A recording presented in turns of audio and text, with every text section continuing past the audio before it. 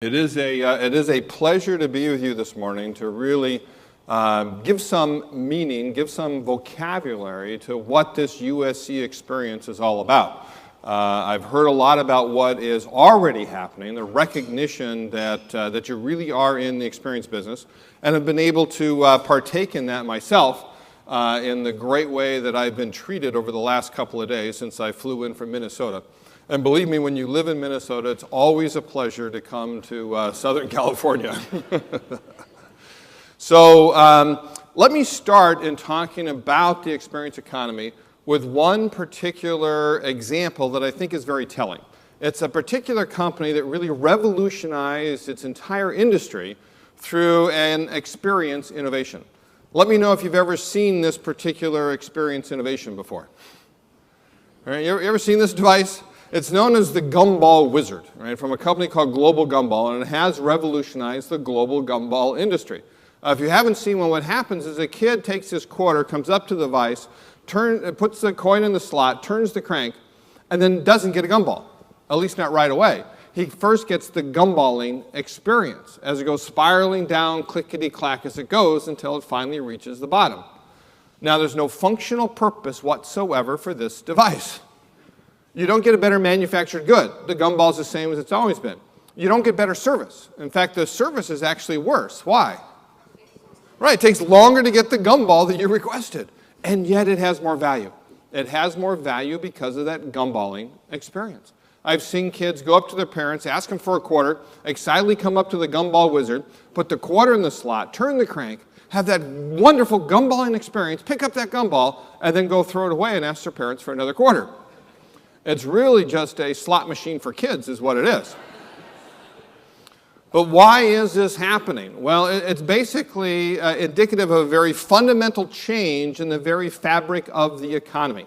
You know, where we've gone from an agrarian economy based off commodities, through an industrial economy based off of goods, and then the latter half of the 20th century, we shifted into a service economy, where we use goods as the raw material to deliver a set of intangible activities on behalf of an individual person.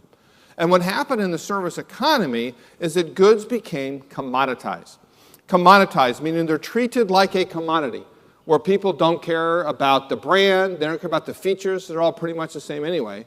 They come to care about three things and three things only: price, price, and price. That's when goods have been commoditized. And in fact, the greatest force of commoditization ever invented is the internet. The frictionless marketplace means that customers can instantly compare prices from one vendor to another, and it tends to push them down to the lowest possible price. Now, there's another great force of commoditization going across the landscape. I don't know if you know who this is, but I'm thinking of one particular company based in Bentonville, Arkansas, right? Walmart. Walmart's entire raison d'etre, right? Its reason for existence is to commoditize all of the goods that it has for sale. They actually want to lower the price of its goods it offers to its customers year over year. So it does whatever it takes to be able to do that, increasing the package size, squeezing its suppliers, improving its logistics, enhancing its IT, whatever it takes. But Walmart is also increasingly getting into services. Started with food services and then photographic services, optometric services, and increasingly now financial and yes, even healthcare services. And what it means is that services are being commoditized as well. You know, long-distance telephone service is now sold on price, price, price. Fast food restaurants with all their value pricing, and the internet can even commoditize services. What used to cost several $100s to buy or sell a block of shares with a full-service broker can now cost as low as $3 with an internet-based broker. And what that means is that fundamentally goods and services are no longer enough. Goods and services are everywhere becoming mere commodities. And that means it's time to move to a new level of economic value, to go beyond the goods and services to staging experiences for our customers. Now, if the most important thing to understand, if you remember nothing else from our time here this morning, remember this. Experiences are, in fact, a distinct economic offering, as distinct from services as services are from goods. It's basically use goods as props and services as a stage to engage each and every person in an inherently personal way, and thereby create a memory, which is the hallmark of the experience. So we're shifting into an experience economy. an economy where experiences are becoming the predominant economic offering, where experiences are going to generate the growth in jobs, the growth in GDP. Experiences are where we need to innovate. And we see a number of companies that have been innovating in experiences. You can go back to the world's first themed restaurant. Hard Rock Cafe was actually founded in London in 1971, where they merged rock music with food service to create a unique dining experience. You can get a rock of a different kind at REI, Recreational Equipment Incorporated, based in Seattle, where we're putting in these 60-foot mountains, where for a $15 fee or $5 if you're a member of the REI co-op, you can climb the mountain in the store. Now, why would they want you to do that? To be able to try out all the mountain climbing gear that it has for sale in the store. At the store in Minneapolis, near where I live, they have a cross-country ski trail every winter. The store in Seattle, their flagship store, is a cross-country bicycling trail. The store in Denver is right next to a river. It has a kayaking experience. The whole notion is to get you to experience the goods before you buy them, and then the chances you will buy them go up. You see it with experiential retail. You see it with the rise of the boutique hotel industry. This is my favorite hotel to stay at whenever I'm in Manhattan. This is the Library Hotel. It's on 49th Street in Madison. So if you walk out these doors and look to your right, there is the most famous library branch in the world, the one on Fifth Avenue in Manhattan. But the theme of the Library Hotel, and every great experience needs a theme. It doesn't have to be as in your face as a Hard Rock Cafe. It doesn't have to be fantasy like Disneyland and that, but it's simply the organizing principle for the experience. And the organizing principle for the Library Hotel is 3 simple words: Dewey Decimal System. All right, Dewey Decimal System. It's about the Dewey Decimal System. So knowing that the theme is the Dewey Decimal System, when you go walk through those doors and head up to registration, what might you expect to see? Right, a card catalog, exactly. Right, that's there in registration, along with all the books that you see. And then the room, again, the hotel's organized. It's a boutique hotel. There's 10 floors on it, and every floor is a different classification in the Dewey Decimal System. So there's a social studies floor, a language floor, math and science, technology, the arts, literature, and so forth. And then every room in the hotel is a different sub-classification in there. So when you get to your room, it is filled with books and then art objects that are inspired by that particular classification. And of course, one of the beauties of it, in this boutique hotel, 10 floors, 6 rooms in every floor, how many times do you have to go in order to experience it all? And if you do go, I heartily recommend, if you love books like I love books, this is the place to stay. And if you have the opportunity, see if you can request room 300.003. All right, that's my favorite room. That's the economics room. And when you go in there, there's always one particular book that you'll encounter. You see it in an ability for companies to turn mundane services into engaging encounters, particularly by embracing the principle of theater. Right? Understanding that in the experience economy, work is theater. This is my favorite example of that. This is a company in Minneapolis that was founded by a gentleman that actually dropped out of the University of Minnesota, Robert Stevens, in order to create this company, get in the computer installation and repair business. And he said, well, who better do that than geeks? So he named the company, of course, the Geek Squad. And Robert says he doesn't interview prospective employees, he auditions them, make sure he can typecast them as geeks. And then he costumes them like you see, white shirts, thin black ties. The ties are actually clip-on, just in case they get caught in the printer. They have things hanging off the belt, the black pants and the white socks. Robert says the white socks really make that uniform pop. And they drive around in their geekmobiles, black and white Beetles with the Geek Squad logo emblazoned on their side. And when they get to your home and to your offices, one of the first things they'll do is they'll pull out their badge and say, hi, I'm from the Geek Squad. Slowly step away from that computer, ma'am. And they go about giving this computer repair experience. Robert says that his goal is to make the computer repair experience so engaging that his customers can't wait till the computers break down. And you probably know the rest of the story. They're actually bought over a decade ago by Best Buy, or as Robert says, they have infiltrated Best Buy on its continued quest for world domination.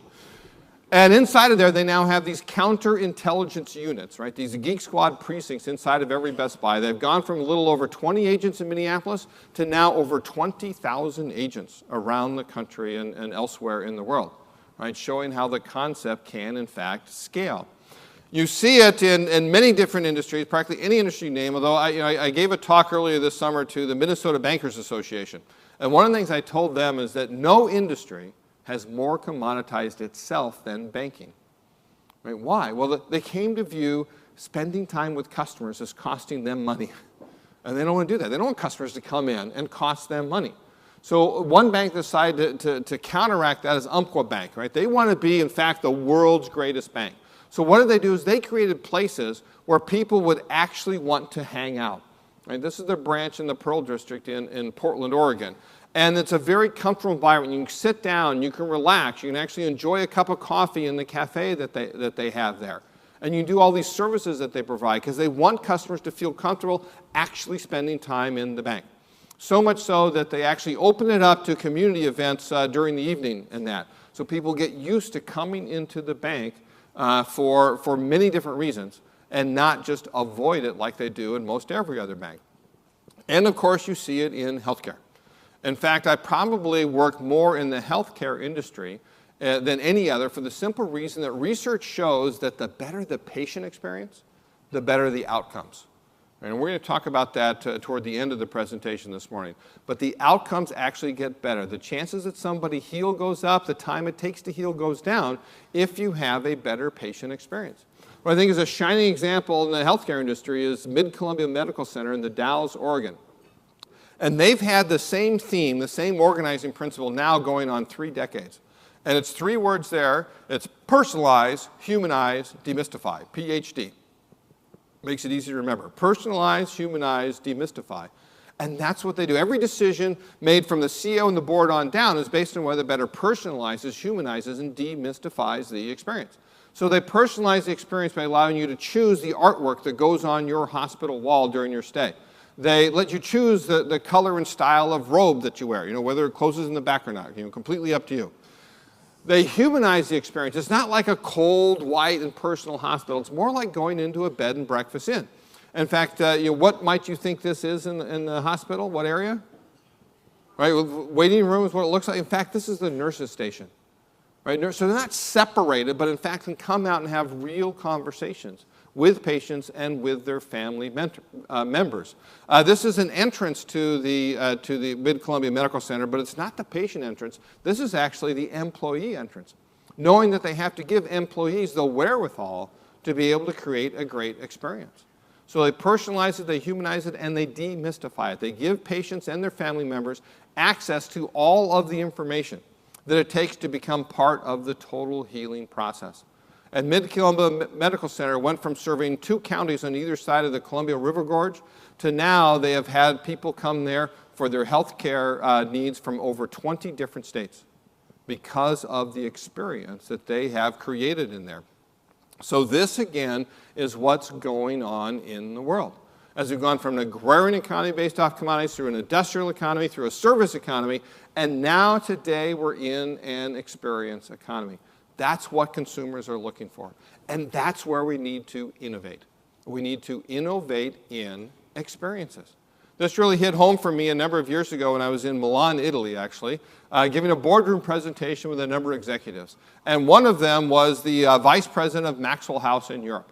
And he said something that floored me. He said, there's been no innovation in the coffee industry in 15 years.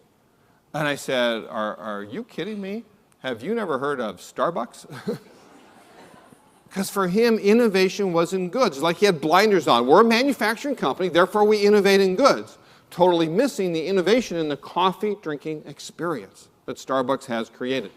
The irony, of course, being it was actually Milan, Italy, that inspired Howard Schultz to create that coffee experience. He saw the coffee culture that Milan has. He wanted to bring that to the U.S., stop just selling manufactured goods, and create places where people can order a cup of coffee and then enjoy it, spending their time with the company. And if you think about it, coffee perfectly exemplifies this progression that I'm talking about. Coffee at its core is what?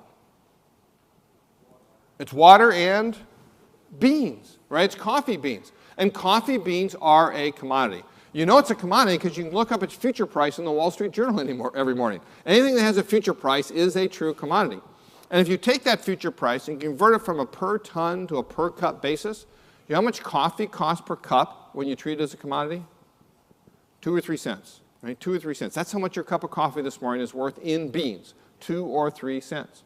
But if you take those beans, you grind them, roast them, package them, put them on a grocery store shelf like Maxwell House does, now you can get 5, 10, 15 cents per cup of coffee. Perform the service of brewing it for a customer in a vending machine, in a corner diner, a kiosk, a bodega somewhere, maybe a Dunkin' Donuts. Now you can get 50 cents, $1, $1.50, maybe 2 per cup of coffee. But surround the brewing of that coffee with the ambiance and theater of a Starbucks. And now how much are you paying? Right? $3, $4, $5 per cup of coffee. So you have one industry with 4 distinct levels of value. And it's totally dependent on what business you think you're in. Right? What business do you think you're in? That will determine how much value you're able to create in that business. Now, Starbucks actually doesn't hold a record for a cup of coffee. I had the opportunity a number of years ago to take my wife to Venice. And of course, we went to the Piazza San Marco and I bought her a cup of coffee at the Cafe Florian. And there we soaked in all the sights and sounds that most old world of Italian cities. And then I got the bill. You know how much a cup of coffee, plain old black coffee, costs at the Cafe Florian? 13.5 euros it was. 13.5 euros. Was it worth it? Assolutamente. Right? Absolutely is worth it. If you create a great experience for your customers, then they're going to be willing to pay a premium for that experience. Right? Because that's where economic value is, in fact, going. Now, I don't actually drink coffee, right? But I love going to Starbucks for chai. Right? I just love chai. I'm a tea drinker. It's like ambrosia to me. And this is my standard order at Starbucks. This is a Venti non-fat 6-pump no water chai extra hot. And every one of those things that I said is a way that they customize the experience to me.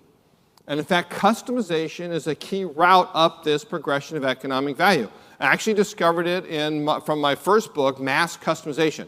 About how do we efficiently give every customer exactly what they want. And what I realize is that customization automatically turns a good into a service. If you look at the classic economic distinctions, goods are standardized, services are customized. They're done just for a particular person. Goods are inventoried after production, but services are delivered on demand when the customer says this is what they want.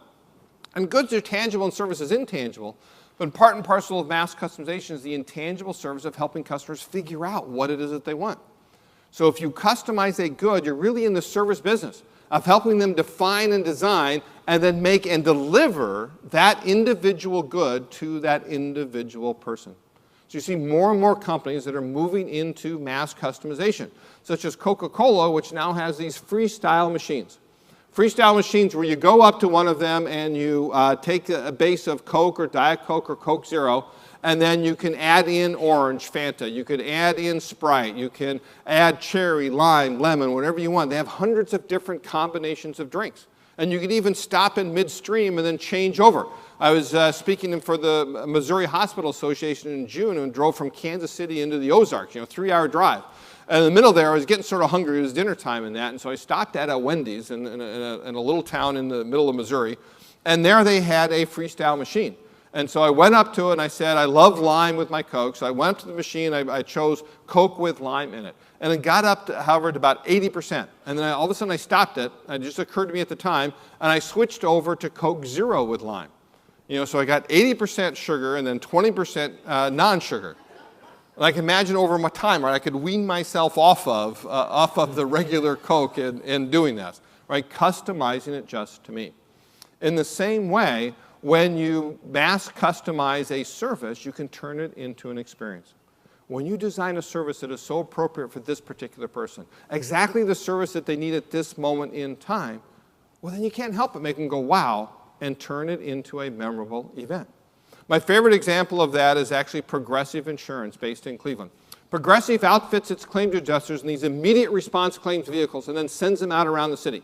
And you're instructed, if you're a policyholder of Progressive, that if you have an accident, if you can, call up Progressive immediately, and they dispatch a claims adjuster to the very site of the accident.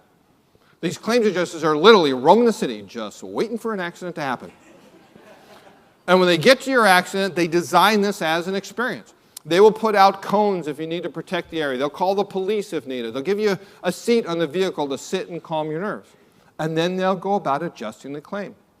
On a laptop computer with wireless uplink to their mainframe computer, they have all the information about you, about your policy, about your vehicle, about where it can be fixed. In over 90% of the cases, they hand you a check on the spot. Right? Wow, hear that? Right? Wow. On the spot. Not only that, if your vehicle can't be driven, they call a tow truck company and take it to the garage of your choice. If you want, Progressive will handle all the repairs. You have nothing to do with that vehicle again until they deliver it personally to your driveway as good as new. They call a rental car company, have them drop off at the rental car at the very side of the accident. So you're driving away from this accident in a rental car that Progressive is paying for, with your vehicle being taken care of, with the check in your pocket. Turning what was a horrible experience, and I'm not talking about the accident, I'm talking about working with the insurance company, turning that horrible experience into a positive, memorable one, because they bring the entire power of the corporation to bear in your moment of need. And it lowers their costs to boot. Actually costs them less money to do it this way than the old way, for two reasons. One, because they get rid of all the economic waste in the system. They don't have to call back again. They don't have to come look at your vehicle, take more pictures. They do it all right there, right then. And secondly, they realize, and this is an important point for healthcare, when you give their customers a great experience, they tend not to question the amount that you're being charged. Right? They don't get their lawyers involved. And that lowers their cost as well. The essence of mass customization, then, what really is it? How do you efficiently do this level of customization? Well, it's understanding that you have a portfolio of customers. Every one of them individual, every one of them unique, every one of them deserving to get exactly what they want at a price they're willing to pay. And then you have a portfolio of capabilities. These are the things that you know how to do for customers. And the key to low-cost, efficient, high-volume customization is the modularity that you see up there. In fact, when you think of modularity, think of Lego building bricks. What can you build with Legos? Anything, right? Anything you want. Why? Because you have a large number of modules, different sizes, different shapes, different colors. And then a simple and elegant linkage system for snapping them together. That's what modularity is, right? Modules plus linkage system. And that's how we need to design our experiences. Right? Modularized for individuals. And if you do that, then what you do is you work with each individual customer's needs. And then once you know those needs, you bring down only and exactly the modules that they need. Snap them together like Lego building bricks to create a customer-unique experience chain. Mass customization is not about being everything to everybody. Right? That's a surefire way to increase your cost. Instead, it's about doing only and exactly what each one wants. And it's the most sustainable thing that you can do, because you're no longer producing things that customers don't want. You're no longer expending the Earth's resources to do something that an individual customer hasn't already said, yes, this is exactly what I want. Now, one of the other things you need in here is what I call a design tool. Some way of helping customers figure out what it is that they want. Because customers don't always know what they want, and even if they know, they can't always articulate it. So you've got to elicit it out of them. You have to do it without overwhelming them with too many choices. Because fundamentally, customers don't want choice. They just want exactly what they want. And when you can figure out what they want, then you can get that information back into operations to doing something different for that particular customer. And the design tool, I mean, they can be incredibly sophisticated pieces of technology. They can also be fairly simple. One of my favorites is actually a Select Comfort mattress. Select Comfort mattress has a very simple design tool that allows you to choose the level of firmness that you have on that mattress on each side of the mattress. And it goes from 0 to 100, right? That's the design tool. You take it from 0 to 100, where 0 is basically a water bed with no water in it, and 100 is a piece of plywood. And anywhere in there, you can adjust it. And you can even change it over time so that that bed becomes exactly the level of the firmness that each person on each side of the bed in fact wants. Now, when I talked about how Starbucks does a great job of customization, and they want your cup to be perfect, if there's anything that's not exactly the way you want it, they say, bring it back and we will make it right. And they have a rewards program. And a lot of companies have a reward program today. And I've been actually a member of the Starbucks rewards program since 2010. I've got a gold card because I go there so often for my Venti non-fat 6-pump, no water chai extra hot. And every time I go there and I order that Venti non-fat 6-pump, no water chai extra hot, I swipe that card and they know exactly what I'm buying. And then they send me emails and make me new offers. And the problem is, every time they make me an offer, it's for a coffee drink. right? I never touch coffee. I never drink it. But all the years that I've been with Starbucks, they have yet to figure that out, even though they record every single purchase that I have, right? They make your favorite beverage at the touch of a button. Well, no, that's a coffee machine. That's not my favorite beverage. One time, they offered me a hand-picked beverage, but it turned out to be juice. Again, nothing to do with chai.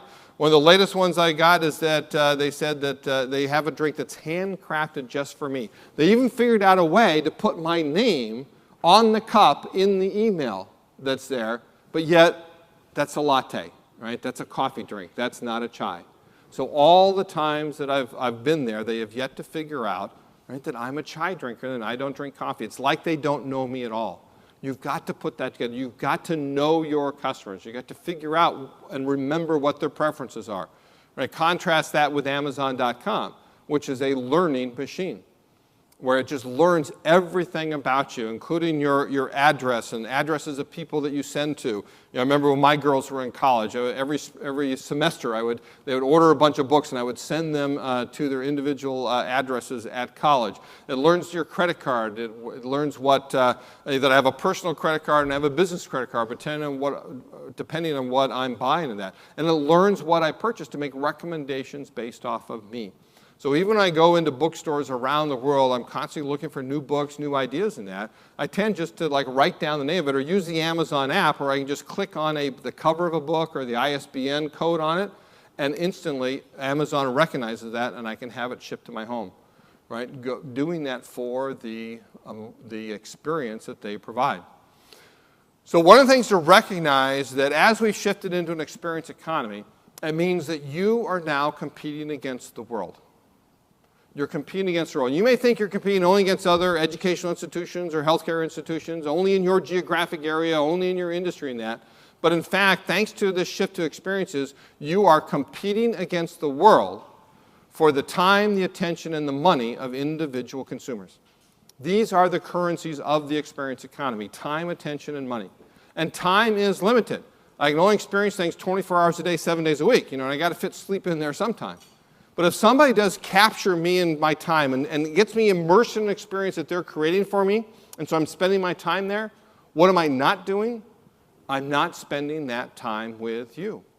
In the same way, in today's media fragmented world, it's increasingly difficult to capture somebody's attention. Attention is scarce today. But if somebody does capture my attention by immersing them in an experience in which I'm spending my time, then what am I not doing? I'm not giving that attention to you. In the same way, money is consumable. If I've got $1 to spend and I spend it with a different company in a different industry in a different geographic location, what can't I do with that dollar again? I can't spend it with you. It's consumed. It's gone. So you need to understand the basic principle of the experience economy, which is that the experience is the marketing. The experience is the marketing. In other words, the best way to generate demand today for any offering, whether it's a commodity, a good, a service, or even another experience, is with an experience so engaging that customers can't help but spend their time with you, give you their attention, and then spend their money as well by buying your particular offering. So one of the key things that companies the world over need to do is to stage marketing experiences. Experiences that do the job of marketing by generating demand. You can see that in the commodities business. You think of Pike Place Fish Market, right, immortalized in the fish video, where people come from the world over to be able to have the Pike Place experience, including that signature moment that they have, where if you order a fish, the worker shouts it out, all the other workers repeat it, and then what do? They take that fish and they fling it 15, 20 feet across the counter, or they wrap it up for them. So it does a tremendous job of marketing the fish that they have in this basic commodity business. You see it in manufactured goods as well. $95,000 to buy a grand piano from Steinway. And if you spend that money, don't be surprised if Steinway gives you a call and asks you if they can throw a concert in your own home. They ask you the name of friends and neighbors you'd like to invite to the concert. The night of the concert, they have valet parking out front. They serve wine and hors d'oeuvres inside. And then they hire a professional concert pianist to play your own piano in your own home. And that's the best that piano is ever going to sound, the night of that concert. And the gentleman told me about this, said that Steinway did a wonderful job. The pianist was magnificent, and after the concert, 2 of his friends bought pianos for their own homes. And that's what I mean. The experience is the marketing. They say what it's like to have a piano in their friend's home. They want that same experience in their own home. It works for $95,000 goods. It works for incredibly low involvement, cheap goods. This is the Charmin restroom experience. Right? I kid you not. The Charmin restroom experience that Procter & Gamble puts into Times Square every Christmas season, where you walk underneath that sign through those doors, you rise up these escalators where they have brand ambassadors that are singing the praises of Charmin, and I mean literally singing the praises of Charmin. You get to the top, you get into this queue to use one of 20 different bathrooms that they put up there, and everyone has a perfect experience. After a person leaves the front, somebody always comes in the back to be able to clean it up, right? So there's never any issue. As you sit there, you have your toilet paper menu, 6 different varieties of toilet paper that you can choose among to use. When you're done, you can sing and dance with the Charmin mascot. You can get your picture taken on the world's largest toilet. And the first year this one experience was opened up resulted in over 200,000 people that exposed themselves, if you pardon the expression, to Charmin toilet paper. And it resulted in over 450 million media impressions around the world. It's on the front page of the New York Times 3 times in 6 weeks. And therefore, it actually moved the needle on Charmin sales, right? That they could measurably see that because of the experience that they created. So it works for low involvement products as well.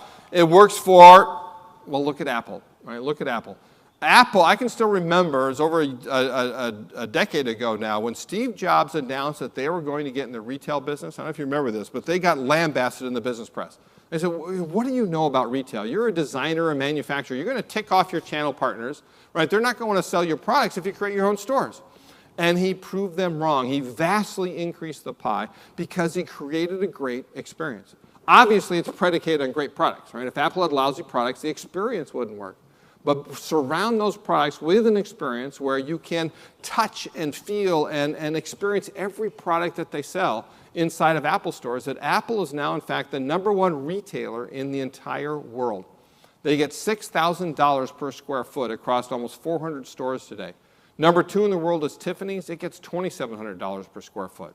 Average retailer might get $200, $300, $400 per square foot. An order of magnitude more because of the wonderful experience of the store combined with the experiencing of the products themselves. And you see it in services as well, commodities, goods, and services. ING, big Dutch bank, came over to the US marketplace a decade ago with no name recognition. And they didn't want to create out a new branch network. In fact, it's a branchless company. They have no physical branches. You work over the internet, over the phone, via the mail, and that sort of thing. But they wanted to create a physical presence. They wanted to get into retail. They wanted to create places where people would, in fact, spend time with the bank. So what did ING do is it created the ING Direct Cafe. ING Direct Cafe, a real live working cafe. This is the first one they created on 49th Street in Manhattan, where you walk in. It's a very European-style bistro. You go up to the barista, up to the counter, order a cup of coffee, maybe a biscotti, and then you start to notice that this is a bit of a different place. Right, they have the CNBC financial news playing on the TV. They have the Financial Times, Barron's, Wall Street Journal on the newspaper rack. They have these brochures about financial products. And the baristas, who in fact get 2 months of training on financial products, but 2 days of training on how to make coffee, come and engage you in conversation about your financial needs, trying to get you to move your money savings over into ING accounts or refinance your mortgage with ING funds. And amazingly, it works. The first year this one branch was opened, this one cafe, was opened up in New York City, resulting in over $200 million in new accounts for ING. Right? Average bank goes into a new area, they hope to get to maybe $50 million in 5 years. $200 million its first year. So they opened up a second cafe in Philadelphia, $200 million its first year. Third cafe here in LA, Santa Monica Boulevard in the 405, if you want to experience it for yourself. $200 million its first year.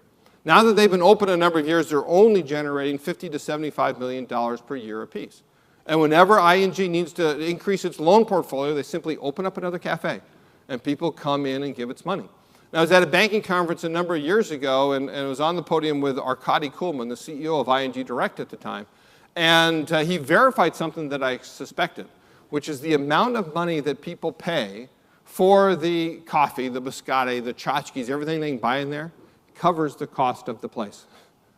right? They actually have zero cost to be able to generate all of these new accounts. They get infinite ROI on their marketing budget because they created an experience worth having. Now, ING Direct, ING, the parent company, actually got a little trouble in the financial crisis, and the Dutch government had to bail them out, and they actually made them sell ING Direct. So Cap One bought it, and Cap One's gone from zero to now the 5th largest bank in the country through buying ING Direct and a few other banks in that. So now they've rebranded it all Capital One 360 Cafes. There to generate demand for Capital One. And again, when it comes to services, I remember one time I was giving a presentation, about 200 different people in the audience, and after I was done, this woman rushed up to the stage. She said, I got to tell you about my Progressive experience. I talked about Progressive like I did. She said, I didn't used to be a customer of Progressive's until I got hit by one. Right? Think about that. Right? She saw what happened to the other person in the audience, or in the accident. She said that if I ever have another accident, I want Progressive to come to my rescue. And so often does that happen that Progressive claims adjusters actually carry around application forms with them in the vehicle to hand out to the other person in the accident or to innocent bystanders. Because again, the experience is the marketing. And you see it where you can generate demand for experiences through marketing experiences as well. Right? So think about Las Vegas. Las Vegas is the experience capital of the world. Right? Everything about it is the experience. And increasingly what they do is they create these great themed casinos like the Bellagio here to be able to generate demand for its tables and then get people to come there. They put in an experience like the fountain show going off every 15 minutes at night. So the people come from all over Las Vegas to experience the fountain show and then naturally walk into the casino to be able to spend their money at the tables, at the shows, at the restaurants that they have in there as well. Right? So using that outside experience to generate demand for the inside experience. And you see it in public entities as well. In fact, my partner Jim Gilmore and I give out an Experience Stage of the Year award. And the only time we ever give it to a public company is actually this place here. Anybody recognize it? Right, this is Cerritos Public Library, right here outside of LA. Here, the Cerritos Public Library, the head librarian, Wayne Pearson, now retired, got tired of people telling him that the internet is going to commoditize his business. They're saying, why are people going to go to libraries in the future when you can get every book that's ever been written, you can get every paper that's ever been published, you can get every thought that's ever been thunk over the internet?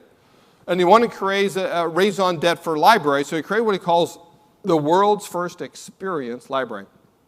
And architecturally, it's very distinct. The first use of titanium on any structure in the United States was right here in Cerritos.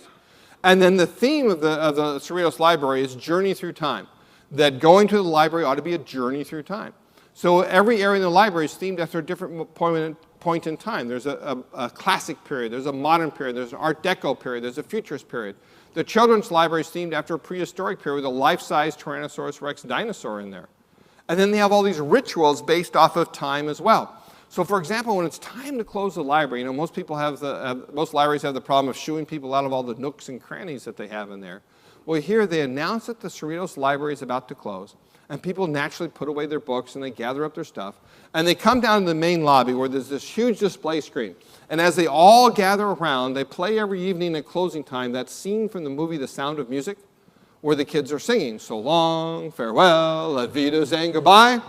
And they all go through the motions, they sing along, and they know by the time that last kid sings goodbye that the library is now closed and they'll have to come again another day. And come again they do. In a town of a little over 50,000 people, they have over 3,500 people in the library every single day. 7% of the town's population is in that library every single day. At that same Minnesota Bankers Conference that I was talking about, a gentleman came up to me afterwards. He was actually with the Federal Reserve Bank here in LA. And he told me that the Cerritos Library experience is everything that I say about it. In fact, every Saturday morning he takes his daughter and they go to the Cerritos Public Library and they just spend the morning together. Right? They love going through the stacks, reading books and that, bringing back their books, checking out more things. And as he's describing this experience, I asked him, well, how long have you lived in Cerritos? And I said, I don't even live there. I live over a half hour away. Right? So it's actually attracting non-citizens of the city to be able to go there because of the experience. It's the only library I've ever seen with tour bus parking out there. They say Japanese tourists, first they go to Disneyland and then they go to the Cerritos Public Library. And so you see it in colleges as well. Hendrix College in Conway, Arkansas really specializes in the recruiting experience. How do we recruit people to come to this particular college? And they do it through this customization concept that I talked about, where you have reserved parking with your name right there on the sign when you come to enjoy the recruiting experience. They give you a welcome that, again, is customized to you, where you have your entire itinerary laid out, and they have all of the swag, the gifts there from Cerritos, or from Hendrix College, that again, each one of them is customized to you. So ever since they've been doing this, made a tremendous difference in their recruiting experience and in the percent of people that they bring there and whether they want to come to the college or not. And they actually have a long time signature moment, like a Pike Place Fish Market. They have a signature moment at Hendrix that when you're a student there, that whenever it's your birthday, is that they throw you into the main fountain that they have there. And so if you go on a recruiting trip during your birthday also, right, you have to be wary when you walk by that fountain there. It's something that people will never forget. The U.S. Army has its own recruiting experience. Online, and because you can have virtual experiences just like you can have physical marketing experience.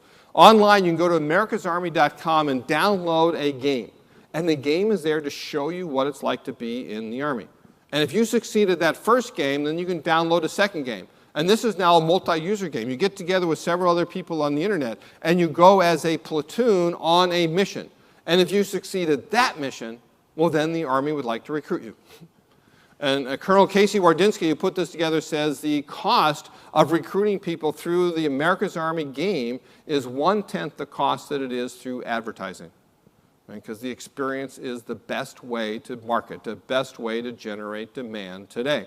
And so online, you can think about the use of social media.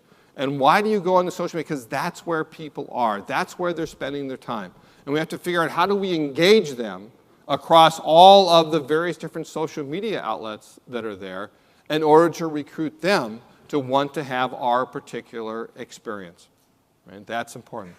And Max earlier mentioned Rick Caruso, who's going to be here this afternoon, and he's the one that created the Grove. And whenever I talk to retailers, I talk about how the Grove here at LA is the best retail shopping experience in the world, right? The best shopping center in the world. So I'm not going to go into a lot of detail. You'll hear from Rick this afternoon. One of the things I love about the Grove, and in addition to how it just sort of rises organically from that decades-old farmer's market that is right there, is that because it has an American Girl place in it. An American Girl place, I think, I see some nodding heads in that, right, is the best retail experience in the world. In fact, the very first year we give out an Experience Stage of the Year award, we gave it to this company, and it's a manufacturer, right? It makes dolls, very high-end dolls that cost about $95, and they're actually situated in various time frames in U.S. history. It was actually founded by a school teacher who wanted to teach girls about American history. She said, well, let's do that with dolls. And as a manufacturer, always worked direct with customers via catalog, eventually over the web and that, but then they just tried to create a place. Right? And it's not a normal store paradigm. This is a retail experience, right? American Girl place. They say that the average person that walks through those doors doesn't leave for over 4 hours. Right? How do you do that? Well, with all these experiences, and in fact, with admission fee experiences. Right? In that store, they had originally a theater, 150-seat theater with a live stage production. We're paying over $30 admission fee for a theater experience where girls, actresses, take on the roles of girls who collect American Girl dolls and then take on the roles of each of these dolls in American history. They have a cafe in there where you have a grown-up dining experience where it costs about $22 for tea, $24 for lunch, $28 for dinner. And as part of that experience, you get your own little place setting for its doll, its own little seat right there at the table with you. They have a doll hospital. They have a hair salon. They have a photo shoot. I can remember when the first American Girl place opened up in Chicago in 1998. My wife flew our 2 daughters to Chicago just to go there. Now, my daughters, being exceptional, they spent over 5 hours in the place. And as they got back to the hotel room, they called me up on the phone. They excitedly told me about all these experiences that they had. I began to add it up in my head. And I figured out they spent over $150 in the place without buying a thing, just for the admission fee experiences. And then they brought back huge bags apiece with another doll, more clothing, more books, all as memorabilia for the experience that they had. And what American Girl exemplifies is to understand that when it comes to the experience economy, you are what you charge for. You are what you charge for. If you charge for undifferentiated stuff, you're in the commodities business. If you charge for tangible things, you're in the goods business. If you charge for the activities your people perform, then you're in the services business. But economically, you're in the experience business if and only if you charge for time. The time your customers spend with you. Time is the key differentiator between an experience and a service. If people just want to buy a service from you, then they want it at the greatest possible convenience. They want to spend the least amount of time in there. That's where banking has gone, for example. Right? But if they value the time they spend with you, if they view that as time well spent, right, then you're creating an experience. Right? And it creates that memory within them. So ideally, what you want to do is you actually want to charge for time through an admission fee or a membership fee of some sort. Now, whenever you have one of these economic shifts, companies always tend to give away the next level of value in order to better sell what they have today. Right? As mentioned, I worked for IBM for 13 years, and we had this phrase that IBM means service. And what that meant is that we would give away whatever services you want as long as you bought our hardware goods with our normal exorbitant profit margin, we called it. And eventually we realized that we unbundled the services from the goods and realized that, in fact, customers valued the services more than the goods.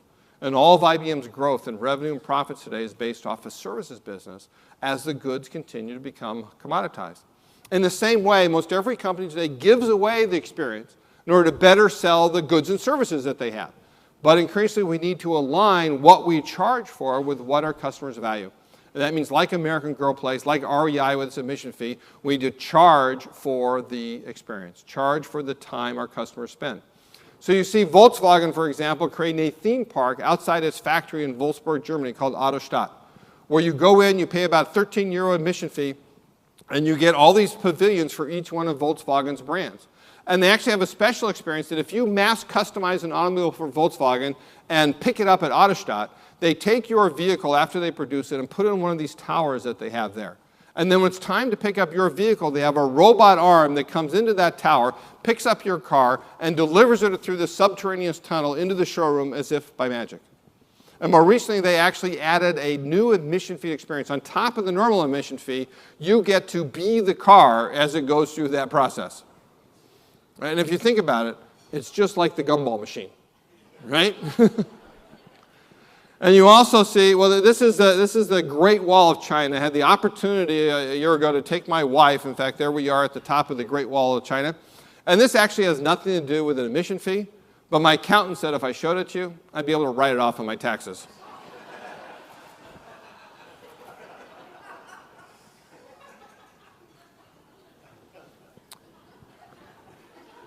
Actually, I had the opportunity to take my wife to London, too. And there, I asked the concierge, are there any experiences that we should take in? And he said, well, have you been to Vinepolis? I said, no, what's that? Well, he said, well, basically it's a wine store, but they charge admission. I said, oh, well, then we got to go. And we get there and we realize, well, it's really a museum. Vinepolis, a city of wine. They charge a £10 admission fee. As part of that, you get 5 coupons for wine tastings. But you learn about how grapes are grown, how they're turned into wine, the different varieties, different locations around the world and that. And then this being a museum, at the end of it, they dump you into what?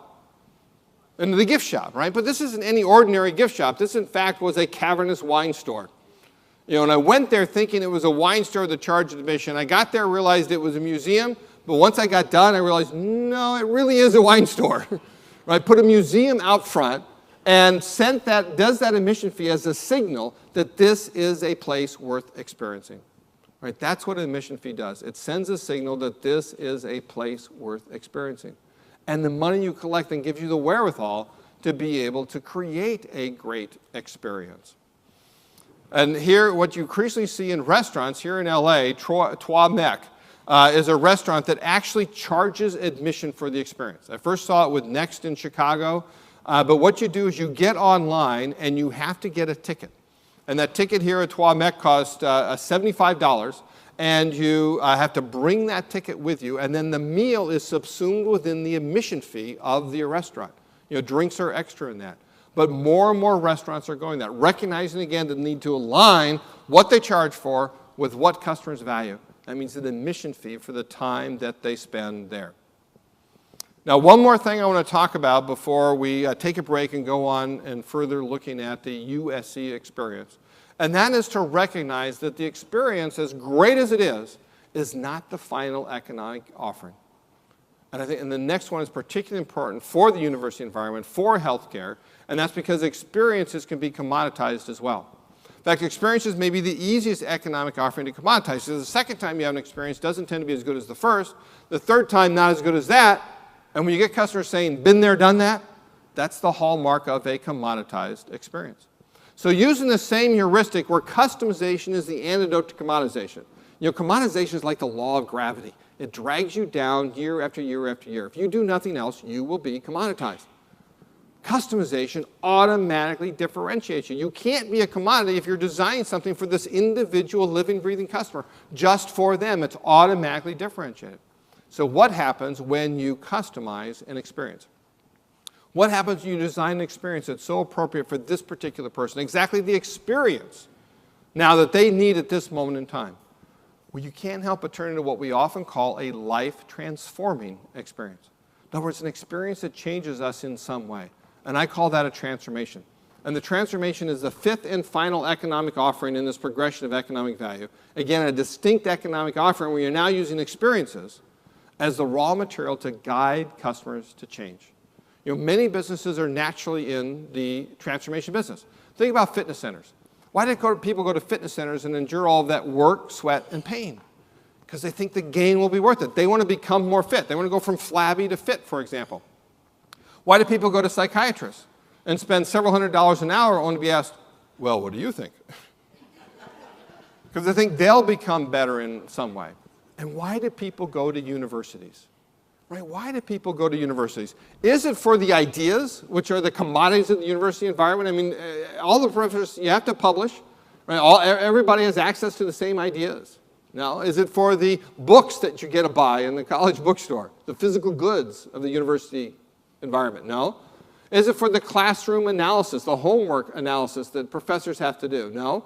Is it for that classroom and out-of-classroom experience? Well, that gets closer. But why do people come to universities? Is because they're looking to be transformed. They want to go not just from student to graduate. They want to be a different person. They want to have different skills, different abilities, different knowledge, have a different career, increase their earning potential. All of it is to, in fact, be transformed. One university that recognizes that is a London Business School, where the former Dean John Quelch once told Fast Company magazine that we're not in the education business, we're in the transformation business. We expect everyone who participates in the program at the London Business School, whether it's for 3 days or for 2 years, to be transformed by the experience. That's a different mindset. That's a different level of economic value. That's a different business that they're in. And when you think about how do we use experiences to transform our customers, to help them achieve their aspirations. So, for example, GlaxoSmithKline is actually a drug manufacturer, right? They manufacture goods such as Nicorette, right? Nicorette gum, Nicorette patches, and so forth. People who buy these goods, they want to be transformed, right? They want to be transformed from what to what? From smoker to non-smoker. Right? Well, they did a study and found that the people that buy their physical goods, only 24% of them ever achieve that aspiration of quitting smoking. Right? It's pitiful, 24%. So what did they do is they decided to surround the physical goods with a transformation program they called Committed Quitters, an individualized stop smoking program. Well, now where they actually interview people going into it. Why do you want to quit smoking? When do you most crave a cigarette? What are the obstacles you have to overcome? And they designed an entire 8-week program for them, centered around the Nicorette product. And then at the end of that study, they found that they had a 50% greater likelihood of them quitting smoking when they viewed it as a transformation instead of as merely we sell these goods. And we get our money whether or not they achieve their aspiration. And that's a key thing, aligning what they charge for with what customers value. Mid-Columbia Medical Center in the healthcare industry that I mentioned earlier, this is their Celilo Cancer Center that they created. And the entire purpose of Celilo is to reduce stress in their patient lives. They recognize that stress is one of the biggest contributors to cancer and one of the reasons that people can't recover from it as well. So they have outside this labyrinth, right? It's not a maze, it's a labyrinth. There's only one path through there, and it's to give you mindfulness, as they call it. You walk in the doors there, they have a harp player. They call it musical thanatologist. And you look up the word thanatologist and what that means. And that harp player has one role. It's actually trying to lower your heart rate, to reduce the stress that you have. Every procedure that you get to have waiting rooms that look out over the Oregon Mountains, and then every person that goes for a procedure can have a jacuzzi or a massage, right? That's basically a spa as part of your cancer procedure, right? And that improves the outcomes, right? Again, it's all about the outcomes that the experience creates. Tech Shop here is another one of our Experience Stage of the Year Award winners in San Francisco. They're actually coming here to LA, to the Reef, not too far from here, I believe. But basically what this is that it's like $2 million of all the machine things that you can make anything, right? It's for the maker's movement. So you got access to CNC routers, to bandsaws, to water jets, to laser cutters, to 3D printers, all the atom hacking equipment, and you can make anything in there. And people are transformed by the ability to make things that were never before possible. Many companies, many entrepreneurs are creating entire businesses out of it. In fact, in the healthcare field, the Embrace baby blanket, where there's going to be able to provide these to third world companies that do not have access to incubators. And they figured out how to make this. They figured out chemical properties of things to be able to heat up the blanket and have it stay warm to become an incubator. And they think it's going to save over 100,000 babies' lives over 5 years. Because of being able to figure all that out, collaborate with other people, learn things at Tech Shop. So it's really a life-transforming experience. And it's all about aspirations. It's all about helping customers achieve their aspirations through the experiences that they have. And when you think of aspirations, think of that formulation that I use, from blank to blank. Where are they today? What do they aspire to become? And how do we help them achieve that? With transformations, understand that the customer is the product. The customer is the product. Doesn't matter all those activities we do. Doesn't even matter about the time they spend with us. The question is, did they get to achieve their aspiration? Right? The customer is the product. In the healthcare industry, one company that I've worked with personally, Heartland Health in St. Joseph, Missouri, took as its theme, live life well. They want to transform people and transform the entire community environment of St. Joseph and increasingly elsewhere about helping people live life well, right? That's what it's about. Not just about healing from diseases, but how do you live life well? And so they've created an entire new brand, Mosaic Life Care, they call it, right? Not healthcare, but for helping people live life well, it's about life care. The CEO, Dr. Mark Lehner, talks about aspirations, right? The dreams and aspirations live in us all. We all want something better out of life. By changing healthcare to life care, we can all have it.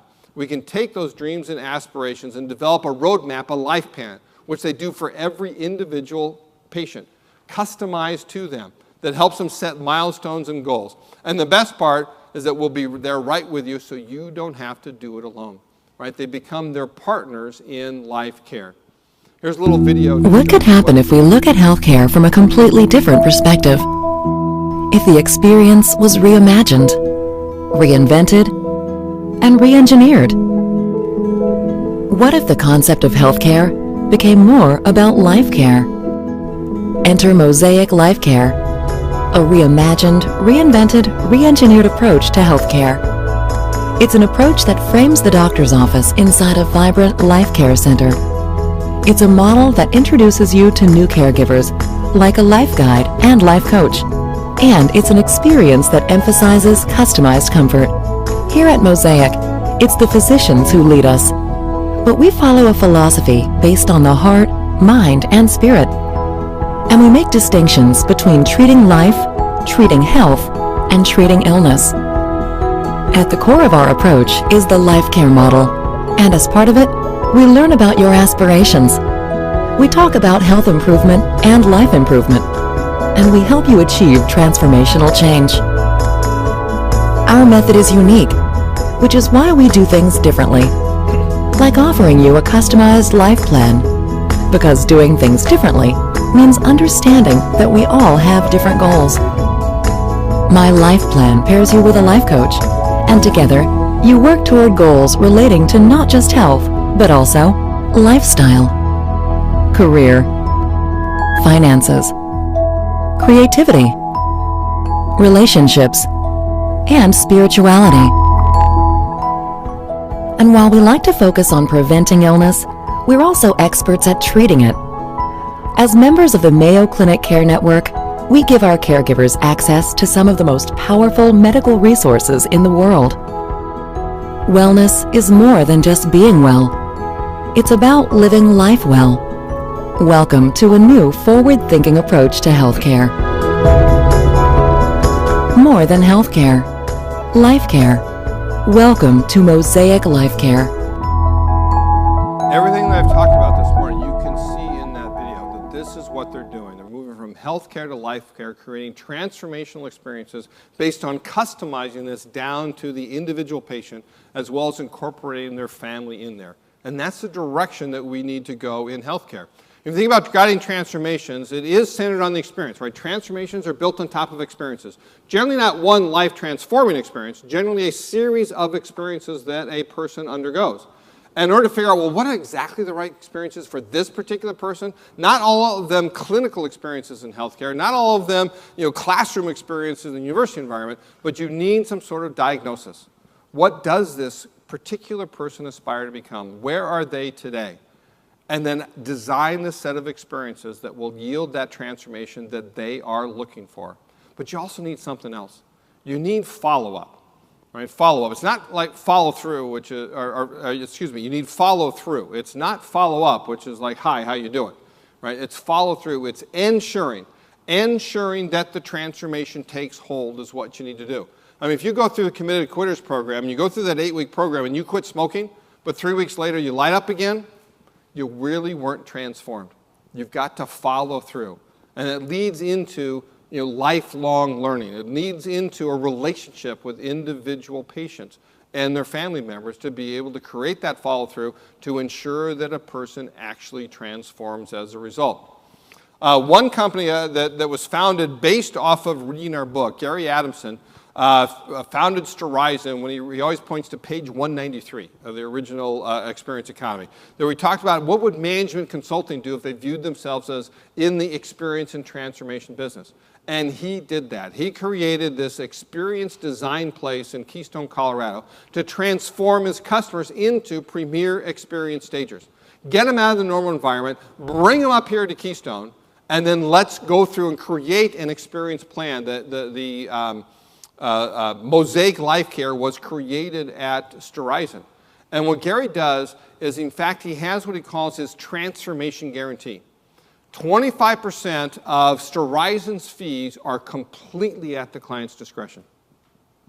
They can pay all of it or they can pay none of it, based on did Storizon do what they said they would do? Did you get the transformation that you wanted out of it?